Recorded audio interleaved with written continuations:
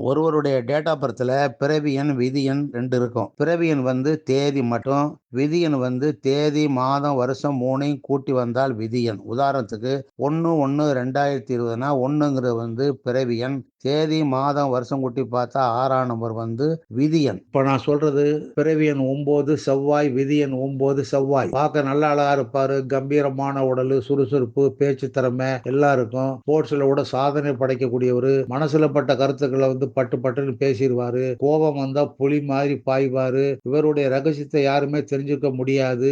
உதவி செய்யக்கூடிய குணம் உள்ளவரு. தன்னுடைய சொந்த முன்னேற்றத்திலே குறியா இருப்பாரு. எல்லாரையும் அதிகாரம் பண்ணுவாரு. தந்திரமான குணம் இருக்கும். சாப்பாட்டு விஷயத்துல ரொம்ப கவனமா இருப்பாரு. காதல்ல ஈடுபடுவாரு. பேச்சுல இவரை யாரும் ஜெயிக்க முடியாது. மன தைரியம், உடல் பலம் இருக்கும். எதுலயுமே தலைவரா வரக்கூடியவரு.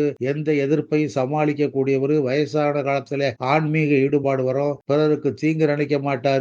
பிறருடைய பணம் இவர்ட்ட வந்து புழங்கும். அரசாங்க ஆதரவு உண்டு. மந்திரம், தியானம், வசியம் வெட்டில ஆர்வம் ஜாஸ்தியா இருக்கும். இவர் சிரிச்சாலே வில்லங்கமான சிரிப்பாடத்தான் இருக்கும். ஒருத்தரை பார்த்த உடனே எப்படிப்பட்டவன் ஜட்ஜ் பண்ணிருவாரு. மூட்டு வலி, வயிறு, இடுப்பு, கண், பல், ரத்த அழுத்தம், வாயு கோளாறு ஏற்பட வாய்ப்பு உண்டு. இது வந்து பொதுவான குணம். பேருக்கு தகுந்த மாதிரி குண அமைப்பு மாறும். உங்க பேரை சொன்னா ஃப்ரீயா ஒரு 3 விஷயங்கள சொல்றேன். இத பயன்படுத்திக்கங்க.